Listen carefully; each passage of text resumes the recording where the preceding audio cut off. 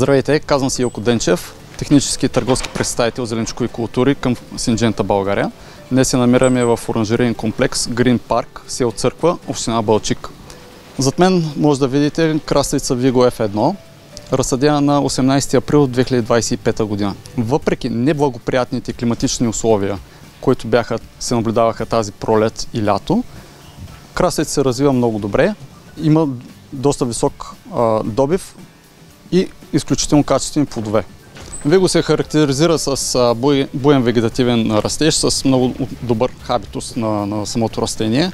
Плодовете са дълги 30-33 см, прави цилиндрични.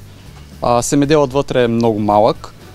Също така краставицата е с много финни и нежни ребра, които я правят предпочитани на българския пазар, особено в Северна България. Краставиците, както казах, са прави, не одебеляват шийката и не изтъняват края. Vigo е подходящ за отглеждане или по-точно за разсаждане от ранна пролет до късна есен. Най-неблагоприятни условия за Vigo са късите дни, като това са месеците декември и януари.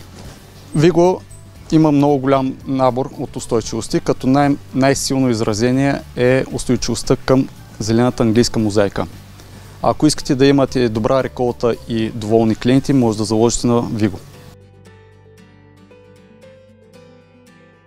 Здравейте! Казвам се Йорданка Костадинова. Намираме се в оранжериен комплекс село Църква, община Балчик. Зад мен може да видите краставица Vigo, като ние вече отглеждаме за трета година, като първата беше тест. Преди 3 години Илко ни препоръча сорта Vigo, останахме много доволни и вече 2 години подред залагаме на сорта Vigo, като сме много доволни. Това, което ни харесва в сорта Vigo е, че е дългоплодна, вкусна краставица, устойчива на мозайка, която е характерна за нашия регион. Има добър добив, доста дълга краставица и тънка, която се търси много от нашия пазар. Берем почти само първо качество, много малко има от второ качество.